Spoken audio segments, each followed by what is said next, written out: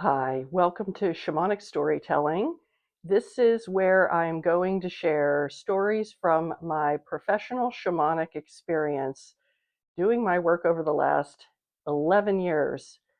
And I'm sharing these tales so that people can be unafraid of the dark, unafraid of the unknown, unafraid of the unseen, and most important of all, unafraid of themselves.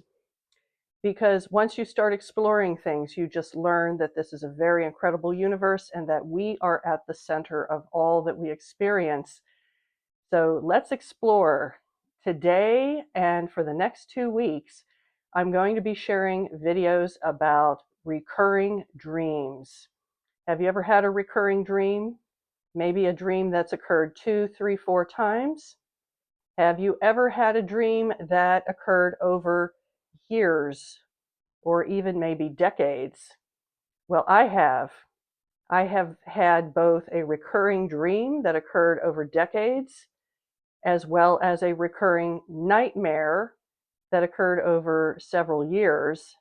And I've also worked with clients who had recurring nightmares that I helped them resolve through the shamanic healing work that we did together. So I'm going to share these stories with you starting today. The first story that I'm going to tell you is about what I call the abandoned chapel.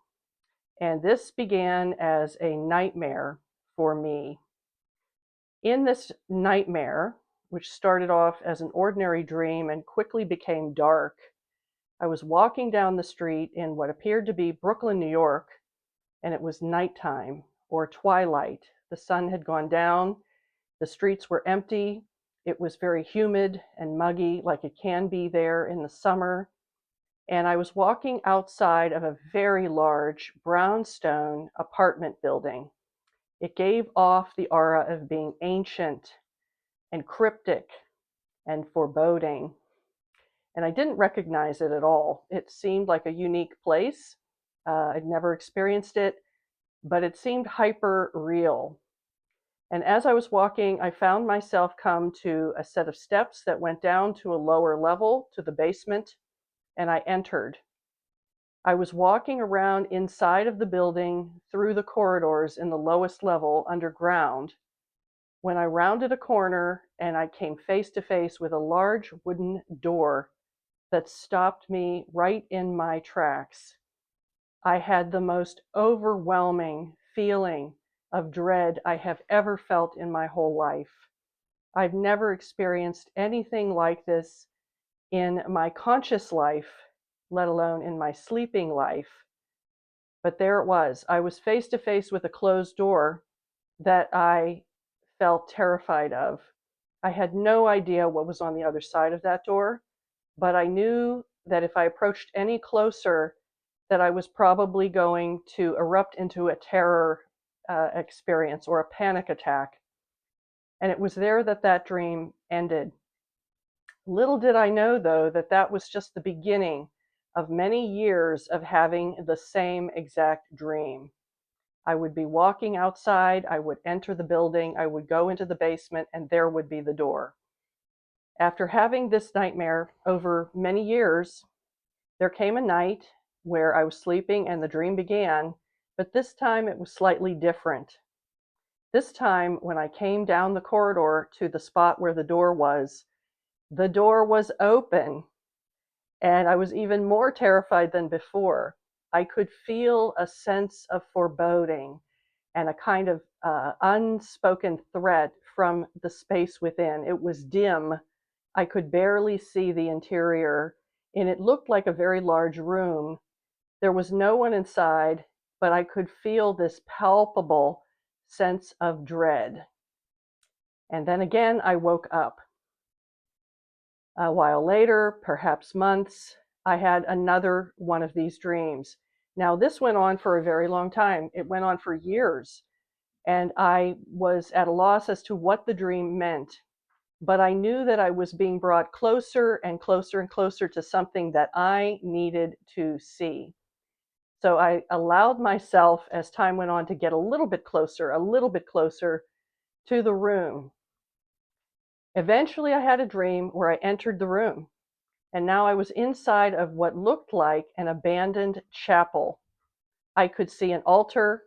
I could see trappings of some kind of religious ceremonies. It looked like it might be Catholic church kind of trappings. It could have been something more ancient. But I knew that this had something to do with my past, and it had something to do with my future. I was very afraid when I was inside, but it was a little bit less dread, a little bit less. Eventually, again, over a very long period of time, I was in the chapel, but I could see better. I could see the pulpit. I could see the altar and the cloth on the altar. I could see there were seats, like pews in there, and a lot of dust, like it had been vacant for a long time. Now, this haunted me, this dream. I knew there was something I needed to confront, fear-based in me. And at the time that I was experiencing that, I was also going through therapy and getting ever closer and ever closer to solving some mysteries of what had wounded me and what had given me so much trauma in my life. Then there came a day, amazing day, where the dream came back again, but it was different, very different, markedly different. I was walking outside the brownstone building again. And this time I was on a different side of the building from a completely different angle, walking outside. And as I approached the building, what I saw to my amazement was there was a giant hole that had been blasted in the wall of the brownstone building at the level of the basement. And there was debris and rubble all around. And this opening, it was as big as, say, the opening to a garage. It looked like a truck could drive through it. In fact, it looked like a truck had driven through it. I looked, and there I saw, through the opening, the abandoned chapel from the outside looking in. And that was the last time that I had that recurring nightmare.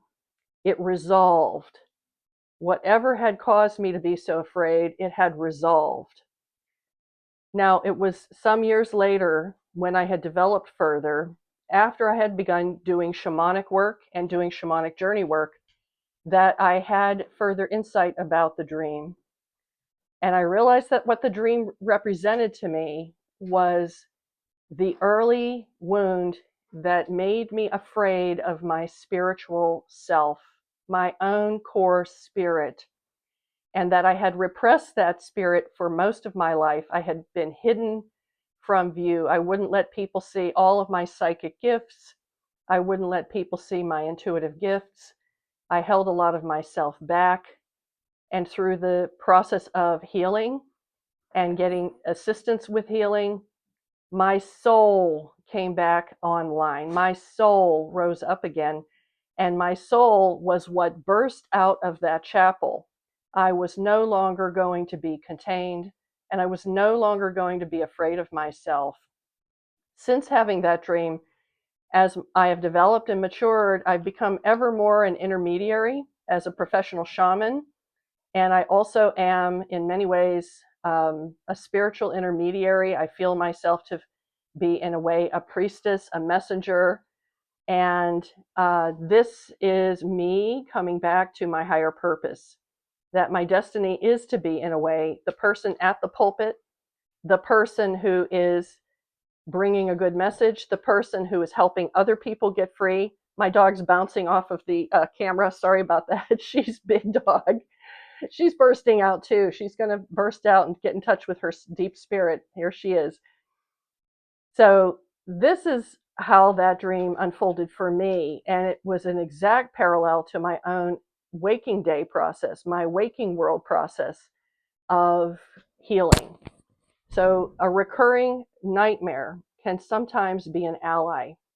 It can be a way for you to get in touch with your own shadow and what's hidden from you in your psyche, and to resolve whatever is causing you to be frozen in fear or hesitation. This is how it served me. You may find that it's helpful to work with somebody to discuss the dream, to interpret the dream. But I'm saying don't be afraid of those dreams, those dark dreams. Inevitably, they show where your soul is looking to be released. So that is my story, my shamanic story from my own experience. And I look forward to hearing your comments. Please share if you have had a recurring nightmare and whether that resolved for you, or whether that's still unfolding for you, or whether you know other people that have had an ongoing and recurring nightmare over a long period of time. I would love to hear about that. Next week, I'm going to share a story about another recurring dream I had. And the theme of that one is the strange old house. Now, this dream unfolded over decades. In fact, it only resolved very, very recently. And I'm going to tell you all about that. So today's dream, the dream of the abandoned chapel, happened over years. The strange old house happened over decades. And after I share that story, the following week, I'm going to share the story of a recurring nightmare that one of my clients had from the time he was 5 until he was 35. And we did a soul retrieval together in the shamanic session that we were doing together. So thank you for listening to my shamanic storytelling, and I look forward to seeing you next time.